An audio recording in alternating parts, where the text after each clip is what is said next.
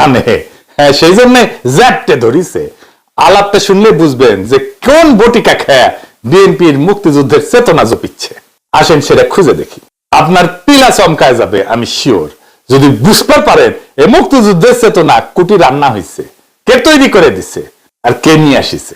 আসেন সেটা বুঝে দেখি। বিএনপি এখন প্রায় ৭১-এর চেতনা, মুক্তিযুদ্ধের চেতনা, মুক্তিযুদ্ধের স্বপ্নের বাংলাদেশে বয়ানগুলা ঘুরে ফিরে আনতেই আছে। প্রফেসর ইউনূস কয়েকদিন আগে সশস্ত্র বাহিনী দিবসে এই একই আলাপ পারলেন, এমনকি জামাতের শামীম সাইদি ঘুরে ফিরে একই গীত গাইল। এই শব্দগুলোর কি আসলে কোনো ঐতিহাসিক মূল্য আছে? ৭১ সালের যুদ্ধের কি আসলে কোনো আদর্শ ছিল? আর ৭১-এর চেতনায় বা কি জিনিস? আজকের এপিসোডে এই নিয়ে আলাপ হবে। ৭১-এ যেটাকে মুক্তিযুদ্ধ বলা হয় সেটাকে আমি কোনো মুক্তিযুদ্ধ বলি না। কেন বলি না সেটা আগেও ব্যাখ্যা করছি, আজকেও ব্যাখ্যা করব আবার।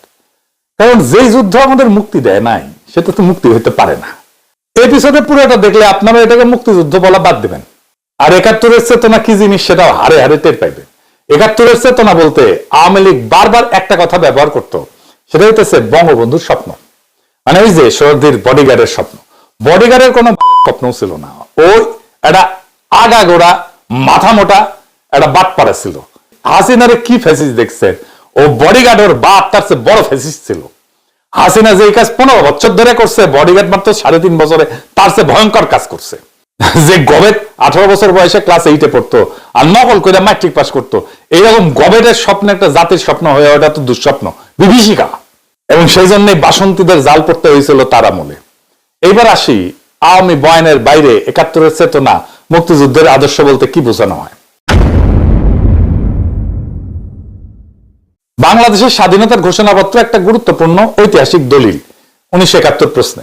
১৯৭১ সালের 14 এপ্রিল মেহেরপুরে বৈদ্যনাথ তলাতে বাংলাদেশের প্রভিশনাল সরকার এই ঘোষণাপত্র বা প্রোক্লেমেশন অফ ইন্ডিপেন্ডেন্স ঘোষণা করে।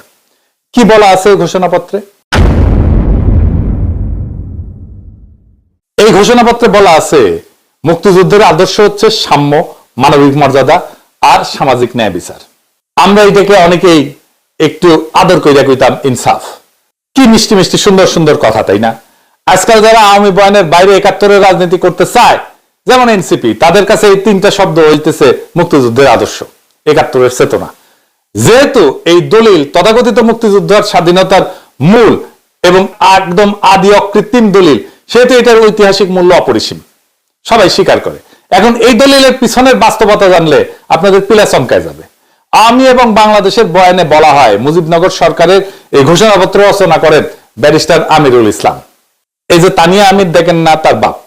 এখন আওয়ামী লেসপেন্সার ওর বাপ। পরে সেটা অধ্যাপক ইউসুফ আলী 17 এপ্রিল পাঠ করে। তো মুক্তিযুদ্ধের অন্য সব কাহিনীর মতো এটা একটা মিছা কাহিনী। আসলে মুক্তিযুদ্ধের নাম মুক্তিযুদ্ধ না দেখা মিছা যুদ্ধ করলে বেশি মানানসই হইত। কারণ এই বয়ানের পরতে পরতে এত মিথ্যা কাহিনী ঢুকানো হয়েছে যে এটা মুক্তিযুদ্ধ বলার কোনো উপায় নাই। হ্যাঁ, এটা কইতে পারেন এটা আমরা একটা স্বাধীন ভূখণ্ড পাইছি, এটা তার পাইছি, এটা মুক্তি পাইছি, কি লাভ হয়েছে সেটা অন্য বিষয়। যাই হোক, এই ঘোষণাপত্র লিখে দিছে কে? লিখে দিছে ইন্ডিয়া, হ্যাঁ ভারত মাতা। আরো অ্যাকুরেটলি বললে ইন্ডিয়ান আর্মির ইস্টার্ন কমান্ড এটা লিখে দিছে। এখন আপনারা বলবেন দাদা সব জায়গায় খালি ইন্ডিয়াই দেখেন, তো ইন্ডিয়া যদি আসলে লেখা দেয় তাহলে আমি কি সেটা অস্বীকার করে বানায় বানায় মিথ্যা কথা বলবো আওয়ামী লীগের মতো? আজকে একদম তথ্য প্রমাণ সহ সবার চোখে আঙুল দিয়ে দেখাই দিব ইন্ডিয়ান আর্মি এটা লিখে দিছে। ইন্ডিয়ান আর্মি অনেকগুলো কমান্ডে বিভক্ত, যেমন ধরেন কাশ্মীর সীমান্তে নর্দার্ন কমান্ড, পাকিস্তানের পাঞ্জাব সীমান্তে ওয়েস্টার্ন কমান্ড, রাজস্থান সীমান্তে সাউথ ওয়েস্টার্ন কমান্ড, তৎকালীন পূর্ব পাকিস্তান বা আজকের বাংলাদেশের সাথে ইন্ডিয়ার আর্মির বর্ডারের কমান্ডের নাম হইতেছে ইস্টার্ন কমান্ড। এই ইস্টার্ন কমান্ডের কমান্ডার ছিল অরোরা। স্বাভাবিকভাবে বাংলাদেশ এবং পূর্ব পাকিস্তানের সামরিক অভিযানের সমস্ত দায়িত্ব ইস্টার্ন কমান্ড বহন করেছিল। আর এই অরোরার চিফ অফ স্টাফ ছিল general JFR Jacob. General Jacob একটা বই লিখছে, সারেন্ডার এট ঢাকা, আপনারা অনেকেই পড়েছেন। কে ছিল এই জেনারেল জ্যাকব? জেনারেল জ্যাকবের পুরো নাম JFR Jacob, Jack Farj Rafael Jacob. যাতে বগদাদি ইহুদি যারা কলকাতাতে ইংরেজ আমলে এসে সেটেলড হয়। যেহেতু জ্যাকব ইহুদি, সেই সূত্রে ইসরায়েলি আইন অনুযায়ী সে ইসরায়েলের নাগরিকত্বের হকদার। ইসরায়েল জেনারেল জ্যাকবকে তাদের নিজেদের একজন বলে মনে করে। জ্যাকবের স্মরণে জেরুজালেমের অ্যামুনেশন হিল নামে একটা মেমোরিয়াল সাইটে তার স্মৃতিফলক স্থাপন করছে ইসরায়েল। তার এই বইয়ের 41 পৃষ্ঠায় উনি কিভাবে প্রবাসী সরকার গঠন করা হয় আর বাংলাদেশের স্বাধীনতা ঘোষণাপত্র কিভাবে ড্রাফট করা হয় সে ব্যাপারে হাতে হাড়ি ভেঙে দিচ্ছেন। কেউ কিন্তু বলে নাই আপনাদেরকে, বলছে বলে নাই, হয় পড়ে নাই, নয়তো আপনাদেরকে বলে নাই, লুকায় গেছে। 71 সালে আওয়ামী লীগের সবাই দাওয়া খায়া ব্যাংক লুট করে ইন্ডিয়া ভাইগায় গিয়ে কলকাতার থিয়েটার রোডে একটা বাংলোতে আড্ডা করে। জেনারেল জ্যাকব ইস্টার্ন কমান্ডের চিফ অফ স্টাফ হিসেবে সেই আড্ডাতে নিয়মিত যাইতেন এবং তাজউদ্দিন আর সৈয়দ নজরুল ইসলামের সাথে গুটু করতেন। জ্যাকবই প্রথম তাদের সাজেস্ট করে যে তাদের একটা প্রভিশনাল গভর্নমেন্ট প্রোক্লেমেশন ঘোষণা করা উচিত, ফরাসি চার্লস ডি গলের মতো করে। তো এরা কয় আচ্ছা খুব ভালো, তো কেমনে করব? তো বলে লিখে ফেলেন। তো ওরে তাজউদ্দিন নিজে আইন পাশ করা উকিল হইলেও বলে এই প্রোক্লেমেশনের ডাক না করে জ্যাকবকে বলে আপনি এটা লিখে দেন। হ্যাঁ, জ্যাকবকে বলে যে আপনি এটা লিখে দেন। মানে ভারতের আর্মি আমাদের তথাকথিত মুক্তিযুদ্ধের ঘোষণাপত্র লিখে দিবে এবং দিছেও। তাজউদ্দিন আইন পাশ করে নিজে একটা ঘোষণাপত্র ড্রাফট করার যোগ্যতা ছিল না। এই হচ্ছে বাঙ্গু পলিটিশিয়ান। জেনারেল জ্যাকব তাদের কথা মতো স্বাধীনতা ঘোষণাপত্র ড্রাফট করে নিয়ে আসে ইস্টার্ন কমান্ড থেকে, যে দেখেন। এরপর তাজউদ্দিন সেই ঘোষণাপত্র কলকাতার এক উকিলকে দেখায়, নিজেও দেখে এটা বুঝতে পারেনি যে এটা ঠিক লিখেছে না বেঠিক লিখেছে। আর একজন কলকাতার দাদাকে দিয়ে দেখাতে আসছে, এটা একটু ঘষা মাজা করে তারপরে সেটাকে 70 ঘোষণা করা হয়। অথচ ব্যারিস্টার আমির দাবি করছে যে সে নাকি এটা নিজে লিখছে। কেমন মিছা কথা কয়। মুজিবনগরে ঘোষণাপত্র পাঠের অনুষ্ঠান অনুষ্ঠিত হয় কুখ্যাত বিএসএফ এর অধীনে। সেই বিএসএফ আজকে ফেলানিকে মেরে কাঁটাতারের সাথে ঝুলাই রাখে। মানে ইন্ডিয়ান আর্মির কাছে মুজিবনগর সরকার এতই লো প্রায়োরিটি ছিল যে তারা নিজেরা এই অনুষ্ঠানের দায়িত্ব না নিয়ে বিএসএফ কে দায়িত্ব দেয় কাজ করার। জেনারেল জ্যাকব নিজে ড্রাফট করা ঘোষণাপত্র পাঠের সময় উপস্থিত ছিল না। আমাদের তথাকথিত মুক্তিযুদ্ধের ঘোষণাপত্র লিখছে ভারতীয় আর্মির ইস্টার্ন কমান্ড আর কলকাতার এক উকিল। এটা নিয়ে এত প্রচুর গব্বে একেবারে গব্যবতী হয়ে যায়। বিশ্বের ইতিহাসে এই ঘটনা বিরল। আমেরিকা ব্রিটিশদের বিরুদ্ধে বিদ্রোহ করে ফ্রান্সের সাহায্য নিয়ে নিজেদের স্বাধীনতা যুদ্ধ করে স্বাধীন হয়। ফ্রান্স তাদেরকে সাহায্য করছে জন্য স্ট্যাচু অফ লিবার্টি উপহার দিছিল তাদেরকে। এটা কিন্তু ফ্রান্স বেনে দিছে, বুঝাও। তাদের ডিক্লারেশন অফ ইন্ডিপেন্ডেন্স কোন ফরেস্ট অফিসার লিখে দেয় নাই। আমেরিকার ডিক্লারেশন অফ ইন্ডিপেন্ডেন্স ড্রাফট করে থমাস জেফারসন। ফ্রান্সের চার্লস ডি গল যখন দ্বিতীয় বিশ্বযুদ্ধের সময় জার্মানির কাছে পরাজয়ের পর ইংল্যান্ডে যান এবং সেখান থেকে 18 জুন 1940 সালে একটা বিখ্যাত ভাষণ দেন ফরাসি জনগণের উদ্দেশ্যে। সেই ভাষণও কোনো ইংরেজ ড্রাফট করে দেয় নাই, চার্লস ডি গল নিজেই ড্রাফট করেছিলেন। আর বাংলাল্যান্ডে আইন পাশ করার নেতা নিজে একখানা ঘোষণাপত্র ড্রাফট করতে না পেরে ভারতীয় আর্মিকে বলে সেটা লিখে দিতে কি লজ্জা। আর এটা নিয়ে গব্য করে, এটা নিয়ে গব্য করে ফজা পাগলা, এটা নিয়ে গব্য করে মির্জা ফখরুল, এটা নিয়ে গপ্প করে বিএনপি। তাও ড্রাফট করেছে ভারতীয় ইসরায়েলি জেনারেল জ্যাকব। সেটা আবার কলকাতার উকিলকে দিয়ে ঘষা মাজা করায় নিছে। মানে নিজেরা কত বড় অপদার্থ। এই হচ্ছে মুক্তিযুদ্ধের ঘোষণাপত্র আর সেটা তথাকথিত আদর্শ। এটা হইতেছে সাম্য, মানবিক মর্যাদা, সামাজিক ন্যায় বিচার, এই সমস্ত গাল ভরা বিশেষণের পিছনে আসল ইতিহাস। তো পরে ইন্ডিয়া মুজিবনগর সরকার কিরকম সাম্য, সামাজিক ন্যায় বিচার আর মানবিক মর্যাদার সম্পর্ক বজায় রাখিছে সেটা জানেন তো? এটা 7 দফা চুক্তি করেছিল, গোপন চুক্তি। ওই চুক্তিতে সাইন কইরা আবার অজ্ঞান হয়ে গেছিল সৈয়দ নজরুল ইসলাম। যুদ্ধের সময় মুজিবনগর সরকার ইন্ডিয়ার সাথে সাইন করেছিল। কি কি দফা ছিল সেই চুক্তিতে জানেন? শুনেন বলি। 1 নাম্বার, যারা সক্রিয়ভাবে মুক্তিযুদ্ধে অংশ নিছে শুধু তারাই প্রশাসনিক কর্মকর্তা পদে নিয়োজিত থাকবে। তাই করেছিল না আওয়ামী লীগ? বাকিদের চাকরিচ্যুত করা হবে এবং সেই শূন্য পদ পূরণ করবে ভারতীয় প্রশাসনিক কর্মকর্তারা। 2 নাম্বার, বাংলাদেশ স্বাধীন হওয়ার পর প্রয়োজনীয় সংখ্যক ভারতীয় সৈন্য বাংলাদেশে অবস্থান করবে। 1972 সালের নভেম্বর মাস থেকে আরম্ভ করে প্রতি বছর এই সম্পর্ক পুনরীক্ষণের জন্য 2 দেশের মধ্যে বৈঠক অনুষ্ঠিত হবে। 3 নাম্বার, বাংলাদেশের নিজস্ব কোনো সেনাবাহিনী থাকবে না। 4 নাম্বার, বাংলাদেশের আইন শৃঙ্খলা রক্ষার জন্য মুক্তিবাহিনীকে কেন্দ্র করে একটা প্যারামিলিশিয়া বাহিনী গঠন করা হবে, যেটা ছিল রক্ষী বাহিনী। বুঝছাও? রক্ষী বাহিনী কই থেকে এসেছে বুঝছাও?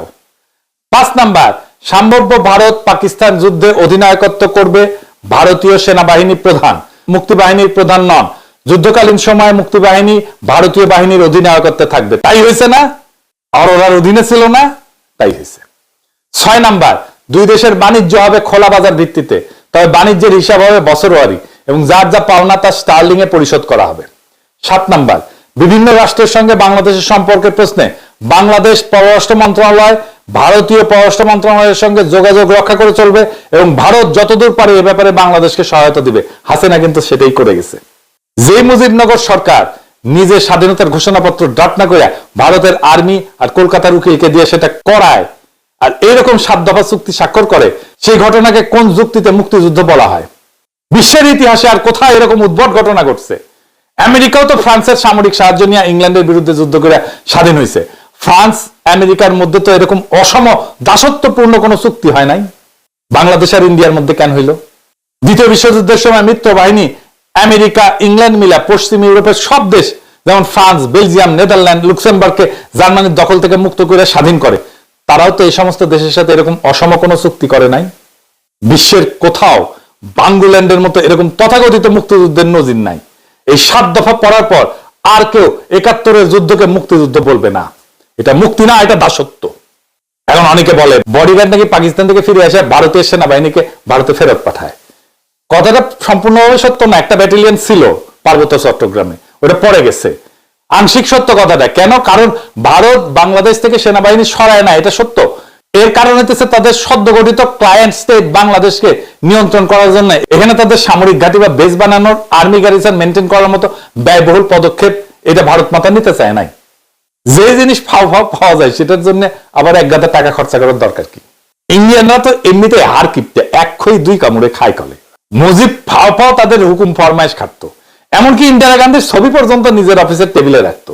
বাংলাদেশের সবাই ভারত একটা টেলিফোন কলে যে কোনো কাজ করতো। 1972 থেকে 75 সাল পর্যন্ত মানে ওদের নিজেদেরও আশা লাগতো না সশরীরে। টেলিফোনে দিল্লি কলকাতা থেকে হুকুম জারি করতো, আর এইখানে হুকুম তামিল হইতো। ব্যানে ব্যানে করছি না। এমন কইবেন যে এই সমস্ত আমি কই থেকে জানি, কেমনে জানি? দেখেন একদম চোখে আঙুল দিয়া রেফারেন্স সহ দেখাই দিতেছি। বসন্ত চ্যাটার্জি নামে একজন ভারতীয় বাঙালি সাংবাদিক 1973 সালে বাংলাদেশ ভ্রমণে আসে এবং এখানকার বাংলাদেশের পরিস্থিতি সরেজমিনে পর্যবেক্ষণ করে একটা বই লেখে। বইয়ের নাম হইতেছে inside Bangladesh today, an I witness account. আজকা বাংলাদেশের অভ্যন্তরে একজন প্রত্যক্ষদর্শীর বিবরণ। এই বইয়ে 8 নম্বর চ্যাপ্টারের নামই হইতেছে অপারেশন টেলিফোন ডিপ্লোমেসি। উনি এখানে বিস্তারিত লিখছেন কিভাবে ভারতীয় কর্তা ব্যক্তিরা বাংলাদেশের সরকারকে খালি টেলিফোনের মাধ্যমে বিভিন্ন অর্ডার জারি করে, আর বাঙ্গুর উইকাতলারা মাথা নত করে সেই সমস্ত হুকুম তামিল করে। এখান থেকে একটু অংশ আপনাদেরকে পড়ে শোনাই। লিখেছে ইংরেজিতে, আমি একটু বাংলা করে শোনাই আর কি। ইংরেজি যেহেতু লিখেছে তাইলে ঠিকই লিখেছে, তাই না? বাংলা করে শোনাই। কিন্তু ঢাকায় আমাদের হাই কমিশন মনে করে, আমাদের মানে ইন্ডিয়ান হাই কমিশন, বাংলাদেশের জনগণ বলে আসলে কোনো কিছুর অস্তিত্বই নাই। চিন্তা করেন। তাদের কাছে গুরুত্বপূর্ণ একটাই বিষয় সরকারের কয়েকজন শীর্ষ ব্যক্তির সঙ্গে যোগাযোগ বজায় রাখা, সেটাও দূর থেকে দীর্ঘ দূরত্বে। ফলে এখানে আমাদের পুরা কূটনীতি যেন শুরু হয়, মানে ইন্ডিয়ার পুরা কূটনীতি যেন শুরু হয় এবং শেষ হয় টেলিফোনে। অর্থাৎ আমাদের যা করতে হয় তা হলো রিসিভারটা তুলে সংশ্লিষ্ট ব্যক্তিকে বলে দেওয়া কি করতে হবে এবং রিসিভার নামানোর আগে প্রয়োজনীয় নির্দেশনা জারি হয়ে যাবে। তার মানে বুঝেছেন তো, ফোন করে ইন্ডিয়ান এম্বাসি থেকে বলে দেওয়া হয়তো কি করতে হবে, আর সেটা বাঙ্গুরা করতো, মুজিবের লোকেরা, আমলারা এই কাজটাই করত। এই হইতেছে 7 দফা চুক্তির বাস্তবায়ন আর আমাদের তথাকথিত মুক্তিযুদ্ধের আসল চেতনা আর আদর্শ। পুরাটাই ভাওতাবাজি। মুক্তিযুদ্ধের আদর্শ বলে কি আদৌ কিছু ছিল? যদি থাকে তাহলে কেন মুজিব, জিয়া, তাজউদ্দিন, সৈয়দ নজরুল, মনসুর আলী, কামরুজ্জামান, খালেদ মোশাররফ, তাহের, মঞ্জুর, হায়দার, নাজমুল হুদা, মতি, বদরুল হুদা, ফারুক, শেখ মুনি, শেরনিয়াবাদ সহ আরো অসংখ্য মুক্তিযোদ্ধা যারা পাকিস্তানের তথাকথিত বৈষম্য থেকে মুক্তির জন্য বিদ্রোহ করছিল, তারা সবাই তো নিজেদের মধ্যে কামড়াকামড়ি করে অপঘাতে মরছে, একজন আরেকজনকে মারছে। কেনই বা মুক্তি বাহিনীর সদস্যদের দিয়ে গঠিত মুজিবের রক্ষী বাহিনী হাজার হাজার মানুষকে হত্যা করে 72 থেকে 75 সালে? কেনই বা মুক্তি বাহিনী তথা রক্ষী বাহিনী মুজিবের আমলে মানুষকে হত্যা করতো, তাদের মাথা কুঠার দিয়ে কাইটা সেটা দিয়ে ফুটবল খেলছিল প্রকাশ্যে? কেনই বা স্বাধীনতার পক্ষের শক্তি জাসদ নিজেদেরকে আসল মুক্তিযুদ্ধের ওনার হিসাবে প্রতিষ্ঠা করতে গিয়ে আওয়ামী লীগের সাথে খুনাখুনি শুরু করে? কয়েকটা ভারতীয় দালাল, মূর্খসদা অর্থনীতিবিদ, নুল ইসলাম, রেহমান সোবহানের বানানো ভুয়া মিথ্যা গাঁজাখড়ি পাকিস্তানি অর্থনৈতিক শোষণের বয়নের জন্য কত লাখ লাখ মানুষের জীবন ধ্বংস হয়ে গেছে।